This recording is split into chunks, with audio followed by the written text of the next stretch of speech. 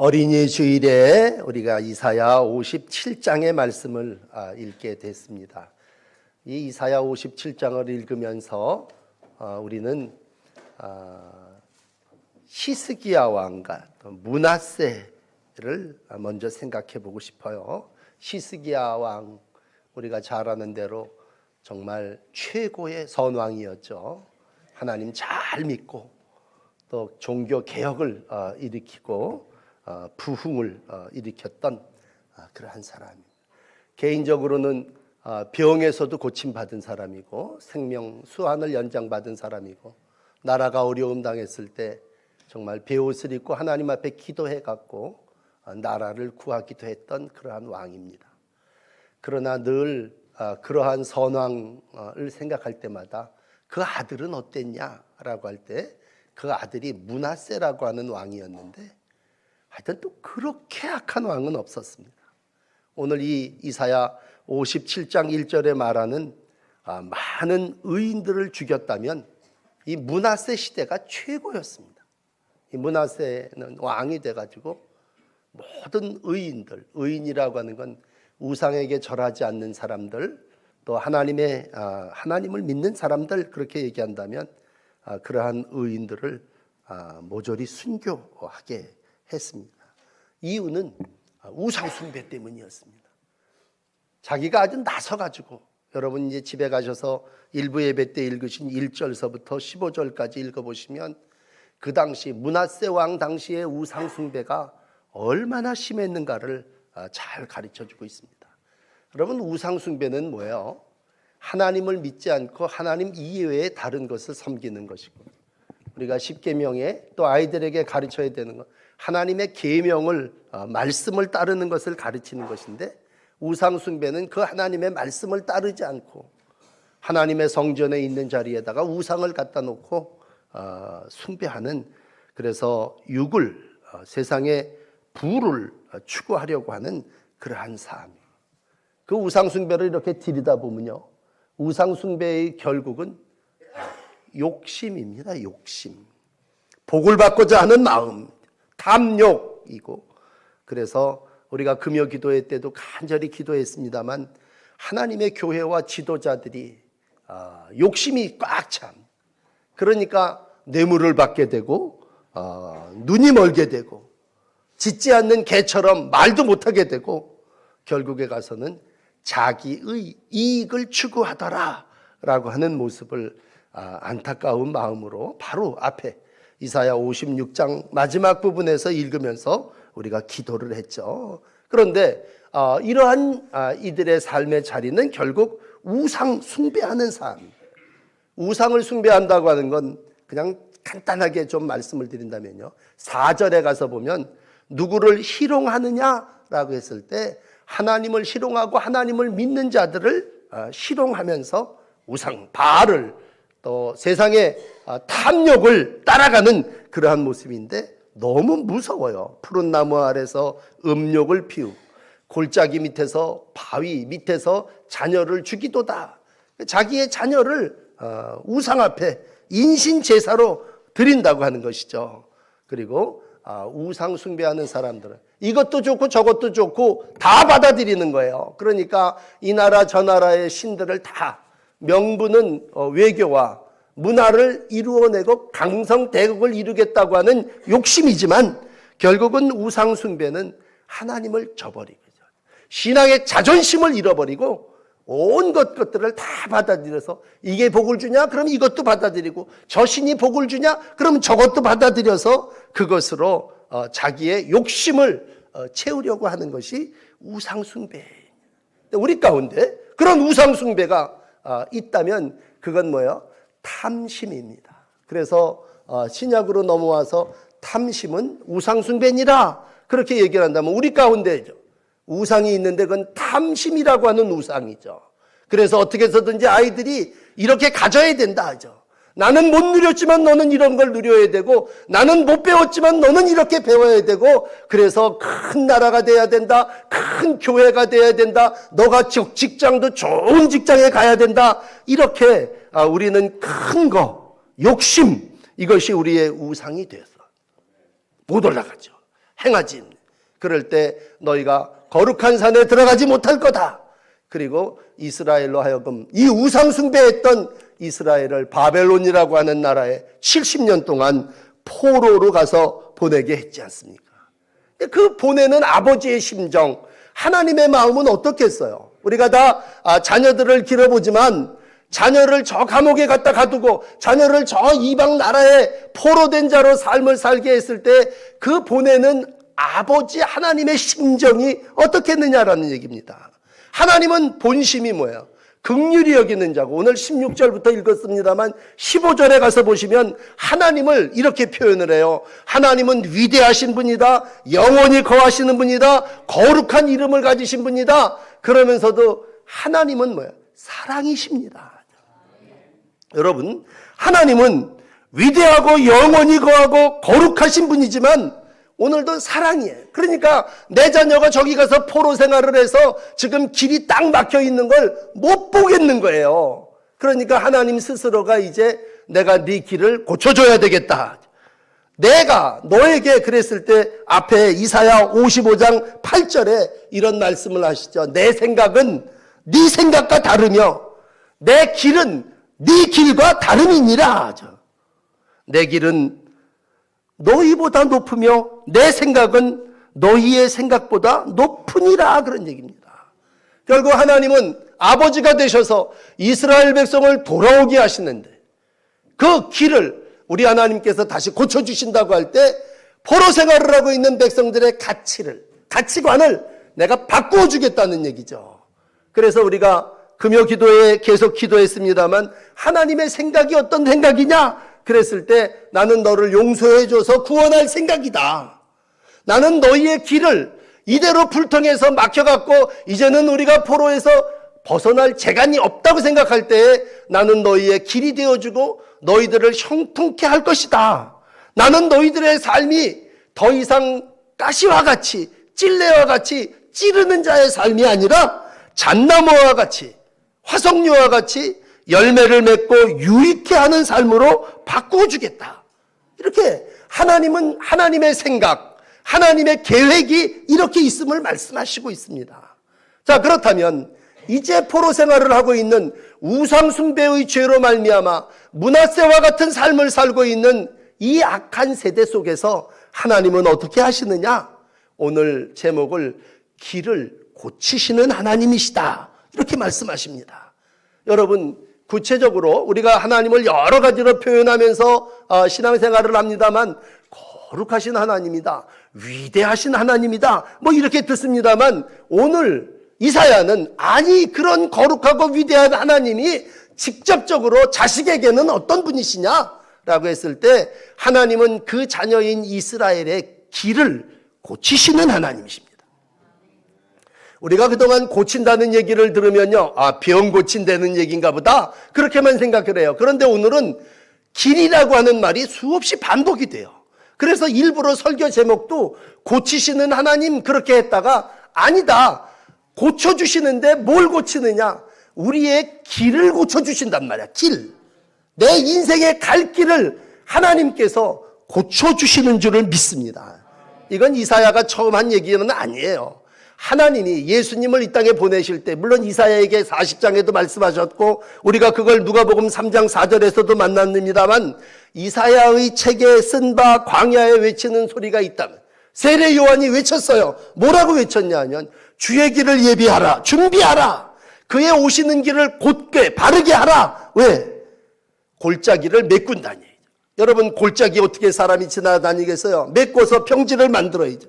산들을 어떻게 건너가겠어요? 산들, 작은 산들을 낮게 하고 굽은 것이 있다면 그걸 똑바로 고다지게 하고 험한 길이 있다면 평탄하게 할 것이다. 이것이 여호와의 구원이니라 이렇게 말씀하십니다. 그러므로 우리가 예수님을 길로 믿는데 예수님이 우리 가운데 오셔서 길이요 진리요 생명입니다 그랬을 때 그 길이신 예수님은 어떤 분이십니까? 그랬을 때 여러분, 내 인생에 골짜기를 메꾸어 주시는 분이십니다.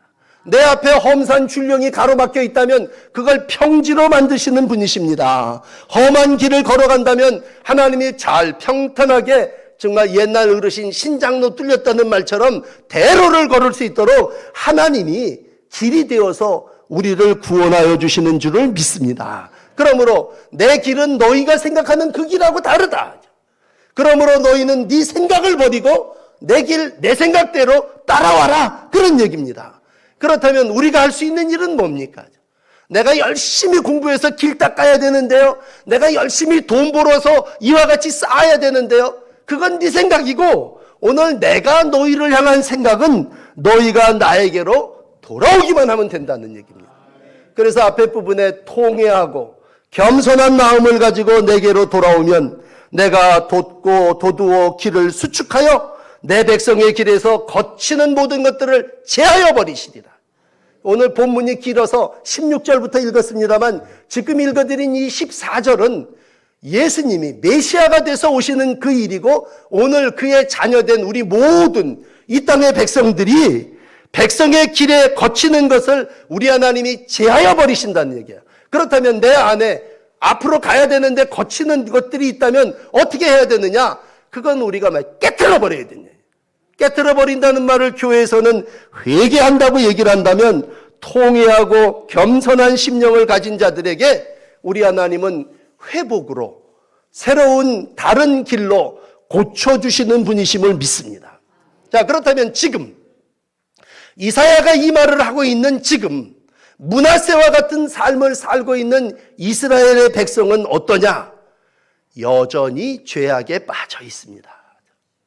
여전히 우상 숭배를 하고 있습니다.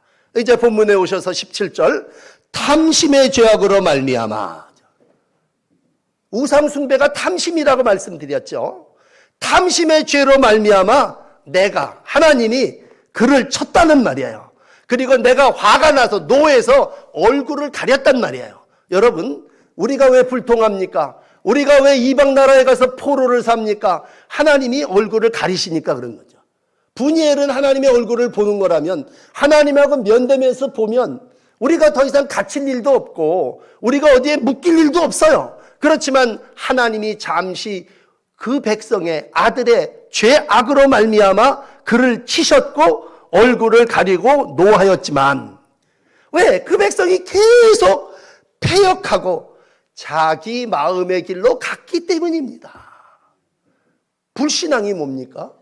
자기 마음대로 가는 게 불신앙입니다. 신앙은 뭡니까? 말씀이 여기 있어 그 말씀을 따라가는 겁니다. 죄가 뭡니까? 말씀이 타켓인데 그 타켓에서 벗어나면 죄입니다. 그 말씀 밖으로 벗어나면 죄예요. 그러면 하나님이 원하시는 건 뭐예요? 말씀으로 돌아오라는 얘기입니다. 내게로 와라요. 내가 너를 고쳐주리라 그랬을 때 오늘 뭘 고쳐주시느냐? 내가 너의 길을 고쳐주겠다는 겁니다. 네가 지금까지 살아온 그 길, 우상을 추구하며 갔던 그 길, 탐심을 향하여 다름박질했던 그 길. 그래서 말씀드리기는, 우리가 교회를 나올 때도 어떤 사람은 탐심으로 교회를 나와요. 그래서 통회에서 자복하지를 않고 늘 기도할 때 하나님 더해주세요, 더해주세요, 더하기, 더 이렇게 우리가 욕심, 정욕을 위하여 기도하는데, 오늘 성경은 뭐예요? 그 정욕을 채우기 위한 기도를 하나님이 들어주지 않으신다는 얘기죠. 왜? 욕심은 우상숭배니까 내가 네 욕심이나 채워주는 신이냐? 그랬을 때 오늘 하나님은 겸손한 자를 소생시켜 주시고 통회하는 자의 마음을 소생시켜 주시는 줄을 믿습니다. 오늘 그래서 이스라엘 백성들이 더 이상 내려갈 데가 없는 거야. 탕자가 돼지 주업 열매를 맺고 돼지 우리간에 가서 스스로 돌이킨 것처럼 오늘 바벨론 70년 포로 생활을 하는 이스라엘 백성이 더 이상 소망이 없는 거예요. 그러니까 하나님이 오늘도 이젠 내가 너희를 건져주리라, 구원해주리라, 이젠 내가 너희를 고쳐주리라, 그 영혼을 소생케 하리라. 그래서 내가 너희에게 만족을, 내가 너희에게 흡족함을 주리라 말씀하신다면 하나님이 왜 그러신 겁니까? 긍휼히 여겼기 때문입니다. 하나님의 긍휼의 풍성하심으로 저와 여러분들이 구원받은 줄 믿습니다. 이 본문을 바울은 에베소 교인들에게 정확하게 가르쳐줬어요. 우리 동인천 교회에게 말씀하신 것뿐만이 아니라 바울 사도는 당시 에베소 교인들에게 에베소서 2장 4절에 긍휼이 풍성한 하나님이 큰 사랑으로 허물로 죽은 우리를 살리셨도다. 그러므로 너희가 은혜로 구원받았다는 얘기입니다. 여러분, 우리가 포로에서 해방받았습니다. 우리가 죄에서 자유함을 얻었습니다. 뭘로? 하나님의 은혜로. 너희가 은혜로 구원을 받은 것이라 에베소서 2장 5절의 말씀입니다. 우리는 여전히 탐욕으로 살지만, 우리는 여전히 제갈 길로 갔지만, 하나님은 탐욕이 쌓이고 쌓인 것을 보다 못해서 우리를 긍휼히 여기신단 말이에요. 그러므로 다시 한번 우리가 자녀를 다 길러놓은 분도 계십니다만 손주를 보더라도 그래요. 어떤 때는 더 가져야 된다. 탐심이죠. 개인도 더, 또 가정도, 교회도 더, 그랬을 때 모든 것이 더 이 탐심이 우리 가운데 영적으로 길이 막힌다니. 영적으로 우리가 하나님의 백성으로서 이 세상을 살아나갈 때 다시 오늘 골로새서 3장 5절의 말씀을 들으십시오. 탐심은 우상 숭배니라.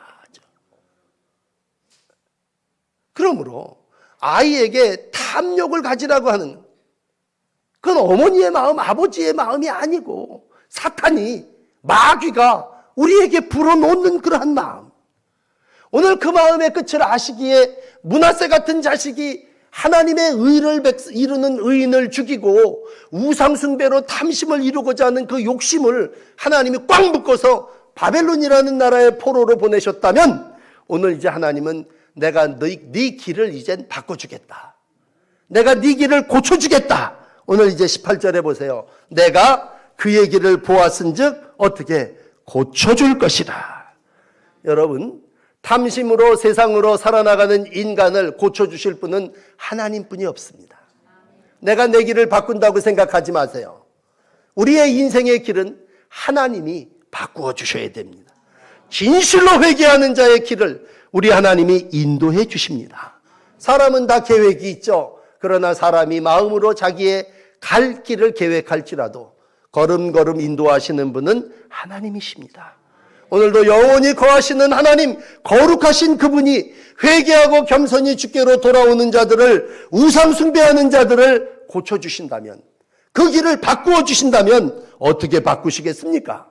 여러분, 사람이 저 사람 바뀌었어? 그렇다면 어떻게 바뀌었다는 거예요? 탐심으로 꽉 찼던 사람이 입을 열었는데 저 사람이 찬송을 하는 거예요. 찬송.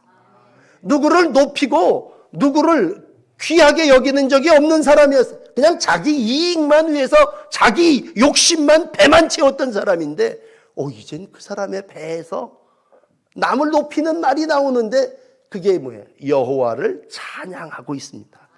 오늘 18절에 하나님은 어떤 분이십니까? 하나님은 자기를 소개하는데 15절에 소개 한번 하고 회개하라고 얘기했다면 이번에는요, 하나님이 좀 아주 특이하게 당신을 소개하십니다.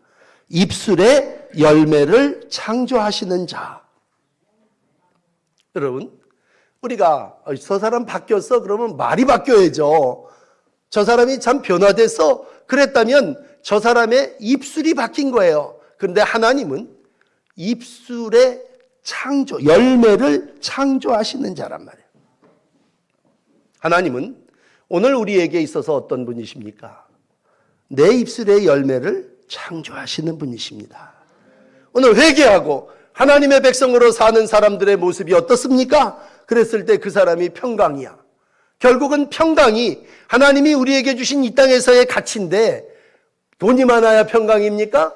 아니, 그 입술에 하나님을 찬송하는 사람으로 바뀌어졌단 말이에요. 죄짓고 우상 숭배하는 사람들이 만족함이 없었는데 이제 하나님이 그를 건져내서 그에게 찬양의 입술을 주셨습니다. 그러니까 그가 찬송합니다. 여러분, 유명한 시편 126편에 보면요, 이 상황을 이렇게 노래해요. 우리가 하나님께서 시온의 포로를 돌리실 때에 우리가 꿈꾸는 것 같았도다. 이게 꿈이냐 생시냐 그런 얘기예요. 왜? 그러니까 포로에서 돌아오면서 우리의 입에 웃음이 가득 찼고 우리의 혀에 찬양이 찼었도다. 이게 시편 126편 포로 생활에서 돌아오는 이스라엘 백성. 므낫세의 죄로 말미암아 포로 갔던 백성들이 이제는 하나님께서 긍휼히 여겨주셔서 그들에게 돌려주니까 이제 눈도 동그래지는 게 아니라 입에 웃음이 가득하고 혀에 찬양이 꽉 차서 이게 꿈이냐 생시냐 하라는 얘기입니다. 하나님이 이와 같은 일들을 우리 가운데 이루셨구나. 그러므로 하나님께서 백성의 입술에서 찬양이 나오게 해주셨다라는 얘기는 뭐예요? 그 백성이 더 이상 그 길로 가지 않고 다른 새로운 길로 하나님이 인도해 주셨다는 얘기입니다. 혹 지나간 주일 설교를 기억하신다면 학자의 혀라고 하는 말씀을 제목으로 말씀드렸습니다. 학자라고 하는 말이 제자라는 말, 하나님의 백성이라고 하는 넓은 표현으로 얘기한다면 학자는 말 잘하는 사람이 학자가 아니라 그 입에서 여호와를 말하는 자기의 선생에 대해서 이야기하는 증인이요. 그 이 혀가 전에 얘기했던 거하고 달라진 그냥 말만 하면 어디서 돈 버는 그런 얘기만 하던 사람이 오늘도 바뀌어졌어요. 하나님이 그 길을 고쳐주셨어요. 그랬더니 그 사람이 뭐야? 입술을 열어 하나님을 찬송하고 하나님께 기도하고 열매가 맺혀지는데 뭐야? 평강이란 얘기, 평강. 여러분, 욕심을 따라가던 사람들의 삶 속에 평강 없습니다. 우리가 수없이 들었지만 욕심은 바닷물을 마시는 것 같아 갖고요. 먹으면 먹을수록 더 갈증이고 더 갖고 싶은 거예요. 그러니까 우리의 욕심을 채울 수 있는 건 없어요. 그러나 우리가 그 욕심을 다 통회하고 겸손한 마음을 가지고 하나님께로 돌아올 때에 하나님은 오늘도 그이에게 평강을 허락해 주십니다. 부활하신 주님께서 제자들이 두려워 떨고 있을 때 찾아오셨습니다. 그리고 너희에게 평강이 있을지어다 말씀하셨습니다. 오늘 본문 19절에 이렇게 두 번 반복합니다. 평강이 있을지어다, 평강이 있을지어다.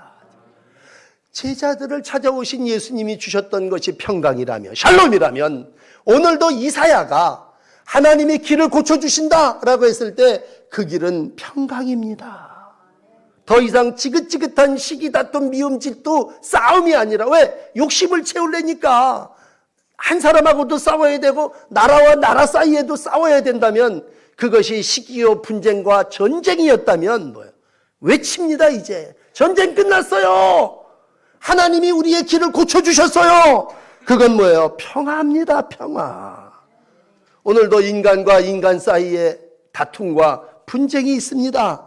그러나 하나님이 오늘도 우리 가운데 개입하셔서 내가 네 길을 고쳐주겠다. 내가 더 이상 너를 진노의 자식으로 내버려두고 내가 얼굴을 가리고 있지 않겠다. 이젠 내가 너를 도우리라. 내가 너를 인도해 주리라. 내가 이제 너의 길을 바꾸어 주겠다. 말씀하실 때에 오늘도 하나님은 우리의 삶이 찬송하게 하십니다. 시브리서 13장 15절 말씀입니다. 우리는 예수로 말미암아 항상 찬송의 제사를 하나님께 드리자. 이는 그 이름을 증언하는 입술의 열매니라. 여러분, 뭐 이때쯤 되면 자녀 교육에 대한 얘기를 해야 될 텐데 여러분 5월을 지내면서 어린이집에 어떻게 해야 합니까? 여러분 먼저 믿은 우리가 하나님을 찬송하면 그 후손들은 다 하나님을 찬송합니다. 찬송하는 집에 하나님의 영광이 가득하게 될 줄을 믿습니다. 자, 그런데 이제 마지막 세 번째, 그러나 끝까지 찬송하지 않아요. 여호와께로 돌아오지 않습니다. 회개하지 않습니다. 하나님의 말씀에 복종하지 않습니다. 그러면 그의 삶은 어떻습니까? 오늘 이사야가 20절에 말씀합니다. 평강이 없다. 여러분, 악인은 평온함이 없습니다. 오늘 맨 마지막 끝은 이렇게 악인에게는 평강이 없다. 악인은 누굽니까? 여전히 우상을 숭배하는 자요, 여전히 자기의 욕심을 채우려는 사람입니다. 여러분, 욕심을 채우는 사람은 어떻습니까? 뺏어야죠.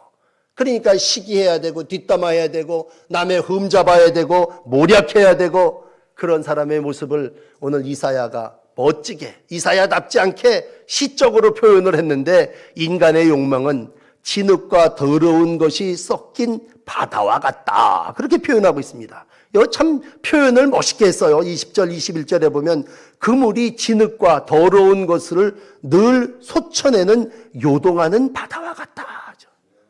이게 잠잠한 바다가 아니라 그냥 와서 솟구치고 뒤집어 엎어버려서 요동하는 물, 거긴 뭐예요? 더럽습니다.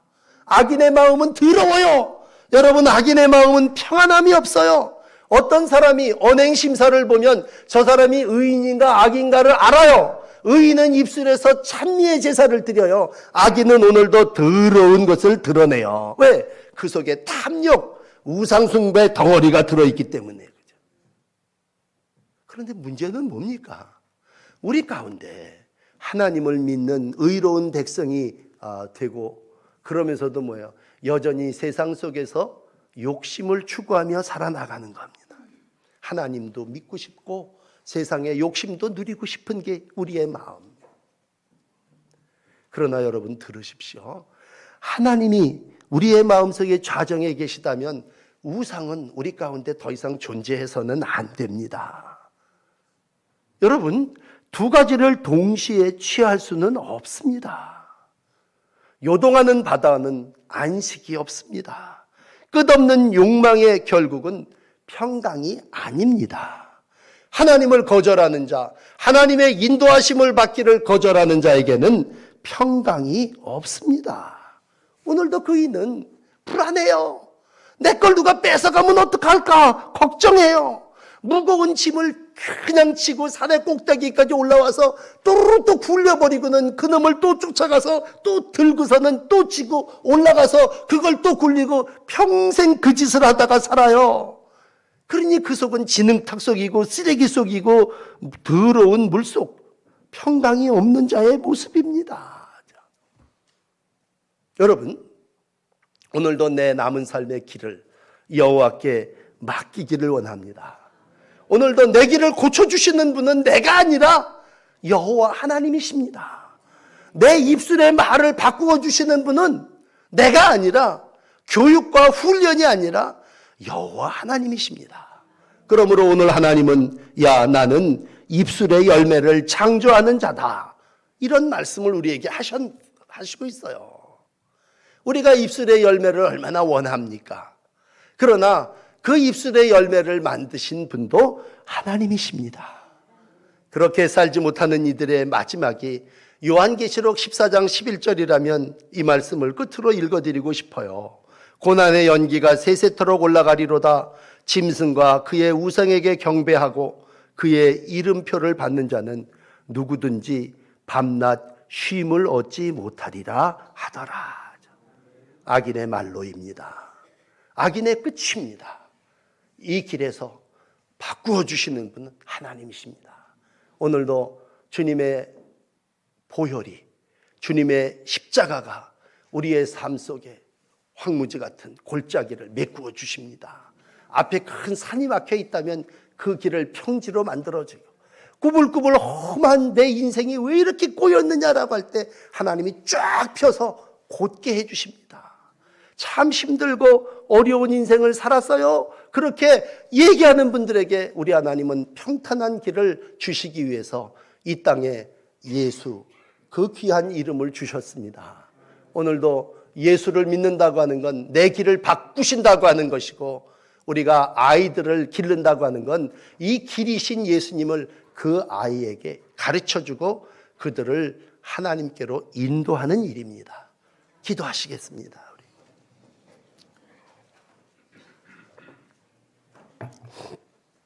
우리의 길을 고치시는 하나님, 예수님을 보내주셔서 우리의 길이 세상 욕망과 우상을 따라가지 않게 하시고 하나님을 따라 영생에 이르게 하시고 찬미의 열매를 맺게 하여 주시는 줄 믿습니다.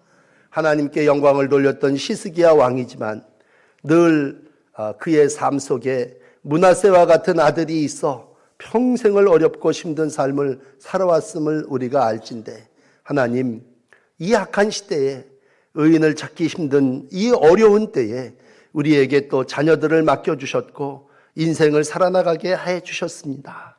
우상숭배가 파멸임을 결국은 우리가 알고 있으면서도 세상 길로 가는 아이들을 그냥 내버려둔 죄를 용서해 주시고 우리가 오늘도 다시 한번 너의 의를 보이라 하신 주님 앞에 길 대신 주님을 따르는 자들 되게 하시고 말씀 앞에 나를 진단하며 내 인생을 감찰하시는 하나님 앞에 새로운 길을 지도받는 복된 날들을 살게 하여 주시옵소서. 길과 진리와 생명 되신 주님, 이 땅의 모든 백성들이 다 구원받기를 원하시는 줄 믿습니다. 오늘도 땅끝까지 나가 길 되신 주님을 선포하는 당신의 귀한 종들을 축복하여 주시고 우리로 이 세상 남은 삶 사는 동안 입술의 열매로 하나님께 영광을 돌리며 마음의 평강을 누리며 살아나가는 복된 날들이 되게 하여 주시옵소서. 교회 안에까지 들어왔던 탐심을 주님 다 제거하고 회복시켜 주시고 불가능한 내 마음을 치료하시는 하나님, 이 아침 성령을 보내주셔서 우리가 하나님의 은혜로 새로운 길, 산 길인 예수님을 영접하는 복된 시간이 되게 하여 주시옵소서.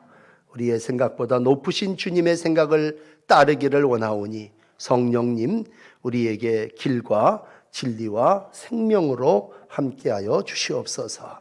우리를 고치시는 예수님 이름으로 기도드립니다. 아멘.